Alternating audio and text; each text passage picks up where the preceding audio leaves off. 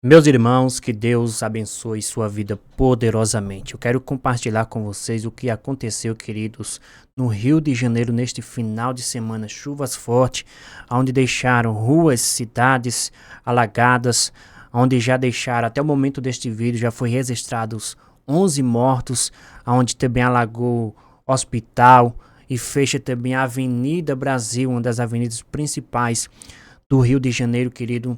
E eu quero compartilhar com vocês tudo isso, tá certo? Você está vendo as imagens do que aconteceu.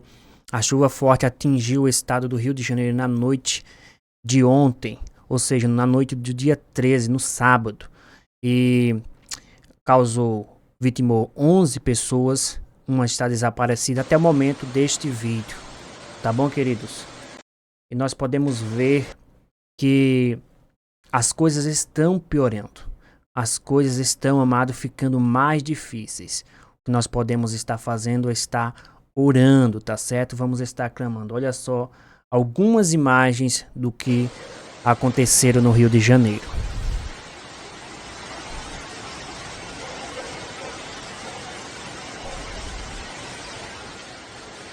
Nossa senhora.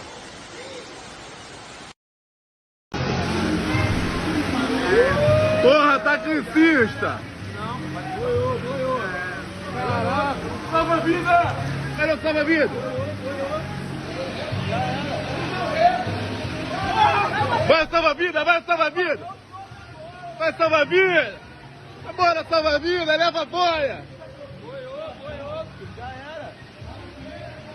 Tá chegando salva-vida! Ô salva-vida! Ele vai voltar, pô. Vai voltar como? Vai, pô, tá andando, porra. Não ruim não, pô.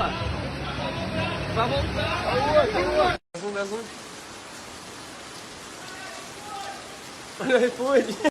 É, meus amigos, aí ó, quase cobrindo o teto.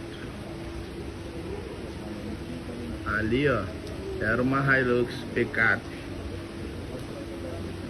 Aí ó, lá na sala do oficial de dia. Primeiro andar, lotou. Aí a água, quase passando por cima do muro. E não para de chover. Aí, ó.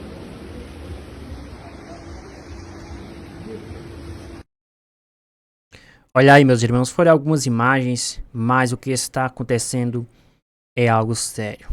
É algo, amado, a qual nos deixa atento, de orelhas em pé, como se diz o ditado. Vamos estar clamando, orando. Se você assistiu até aqui, compartilha este vídeo com mais uma pessoa. Segue nosso perfil para mais vídeo, tá bom? Estarei sempre trazendo notícias atualizadas para vocês. Que Deus te abençoe e até uma próxima oportunidade.